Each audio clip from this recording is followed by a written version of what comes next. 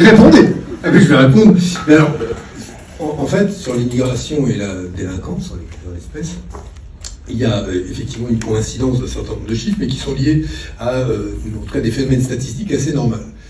Quelle est la population aujourd'hui qui est systématiquement contrôlée pour ses papiers et qui, en situation de ne pas avoir ses papiers, vient enrichir les statistiques des commissariats qui font du chiffre et qui viennent dire ensuite qu'il y a un lien direct entre immigration et délinquance? Quelle est la population qui aujourd'hui, à raison de sa couleur ou parce qu'elle fait étranger, est 7 fois plus contrôlée que vous ne le seriez dans le métro, sachez-le, selon un très rien à reprocher, c'est normal. Selon une très belle agence publique qui travaille, qui s'appelle le CNRS. Donc, a fortiori, quand on cherche plus à contrôler une population, quand on lui attribue des délits spécifiques, on a naturellement une population qui est surreprésentée dans les statistiques de la délinquance. Mais plus généralement, on sait que dans les faits, la délinquance et l'insécurité, elles sont liées à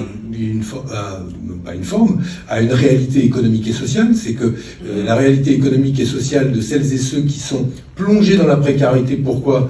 Parce qu'on les y maintient délibérément aujourd'hui, eh bien, elles créent les conditions qui sont celles non pas de l'insécurité, mais de la délinquance parfois, de l'obligation pour certains d'essayer de trouver les moyens de vivre et de survivre.